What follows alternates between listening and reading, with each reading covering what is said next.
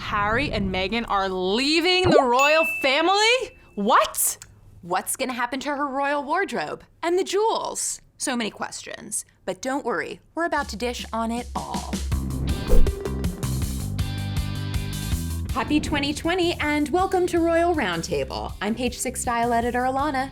And I'm Page 6's senior social media editor, Kristen. It's our first episode of the new year and we are starting off with a bang. Or another Brexit? Or should we call it a megxit? Prince Harry and Meghan Markle announced via their Instagram that they're stepping away from the royal family and plan on splitting their time between North America and the UK. In an unprecedented move, the couple said they wanted to take a, quote, progressive new role and leave their positions as senior royals. They also specifically pointed out that they plan on being financially independent while continuing to, quote, honor our duty to the Queen, the Commonwealth, and our patronages. They also mentioned baby Archie in the announcement, stating that the, quote, geographic balance will enable us to raise our son with an appreciation for the royal tradition into which he was born, while also providing our family with the space to focus on the next chapter, including the launch of our new charitable entity. It's also worth noting that the announcement comes straight off the heels of their 6-week stay in Canada, where they chose to spend the holidays instead of with the Queen and the rest of the royal family in England. Now, the Queen's office put out its own statement in response, and in my opinion, it kind of raised more questions than it answered. Agreed. It said, quote, discussions with the Duke and Duchess of Sussex are at an early stage.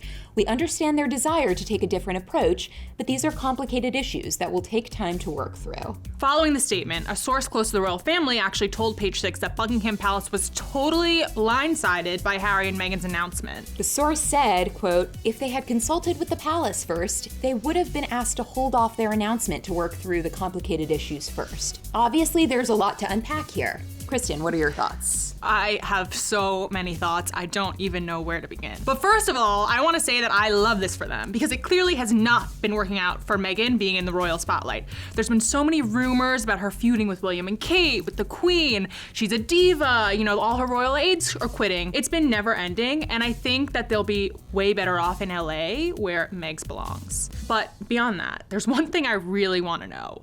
What does financial independence really mean? How are they gonna make money? Is she gonna bring her blog back? Is she gonna be an influencer? Is she gonna act again? Is she gonna go on a book tour? I mean, the possibilities are endless, and I can't wait to see how it plays out. But what do you think, Alana? So I, for one, would be extremely down for a return of the Tig. She would be the #1 influencer in America. Top royal influencer. It is definitely worth mentioning that Harry and Meghan trademarked their new Sussex Royal Foundation for things ranging from books and newsletters to conferences and seminars to, get this, clothing and footwear. Ooh. So they're clearly approaching this with some market savvy. They're ready to make bank. Cha-ching.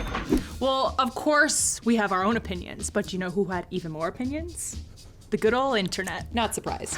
We got countless responses on social media, some positive, some negative, and I'm gonna read you some of the standouts. Cannot wait for this episode of The Crown in season 8. Honestly, same. Yeah. The girl is nothing but trouble. She's done nothing but drive a wedge between Harry and his family. Bravo for them. I respect the royal family and the tradition, but Harry is so far down the line. Them making a difference through charitable work and making their own path is admirable. It's a good one. Royals marrying divorced Americans doesn't work out so well, which of course is a reference to Queen Elizabeth's uncle, King Edward, who abdicated the throne to be with divorced American socialite Wallis Simpson, and he was essentially excommunicated from the royal family because of it. And to end on a fashiony note, since that's our bread and butter on this show, quote, does this mean Meghan can wear nail polish again? How do you feel about that one, Alana? I hope she's treating herself to a manicure as we speak. While we're on the topic of color, by the way, Meghan did step out just a few days before dropping this bombshell for a visit to Canada House, wearing this head-to-toe neutral ensemble. Her coat's from Rice, her satin midi skirt and turtleneck are Massimo Dutti, and those velvet heels are Jimmy Choo. What do we think? Alana, you already know what I'm going to say. I love a monochromatic Meghan. Browns usually don't do it for me, but they are today. Slip dresses and skirts are so on trend right now. I've purchased a few myself recently, and she's wearing it so well. She also looks like she doesn't have a care in the world. It must be that I'm saying goodbye to the crown tomorrow glow. How'd you feel about this one? So, I typically prefer to see Meghan in bright and bold colors, but I also thought this was really chic. My one note is that it would have been nice to see her in a Canadian brand or two considering the occasion, and the fact that, let's face it, she's probably going to be spending much more time in Canada moving forward. Back to her old suit stomping ground. Woo! Take notes, I'm not gonna repeat myself. Unfortunately, if you too loved this look as much as we did, the bad news is that it's sold out, just like everything Meghan wears, in a heartbeat. And speaking of Meghan's style, I'm sure many of you are wondering, if she's stepping away from her senior duties in the monarchy, what will become of her royal wardrobe, which has been provided by Prince Charles since she first got her title? Well, I chatted with our friend Emma Forbes, royal expert, Love her. I'm British, as you can tell from my accent. Yeah. who suspects that the Duchess will be able to keep all those incredible designer clothes her position has provided her with so far. But that now that she's distancing herself from the palace, she probably won't be able to dress in Givenchy and Stella McCartney on his dime anymore.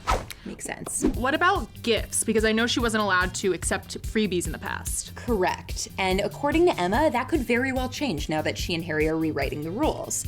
Emma also pointed out a very good point, which is that if you look at Meghan's outfits from the past few months, she's really shifted away from the constant parade of new designer looks and towards a lot of recycling what she already owns, along with more accessible pieces from brands like Madewell, J.Crew, Aritzia, and most recently Massimo Dutti, which in hindsight might have been a hint at what was coming. Who knows?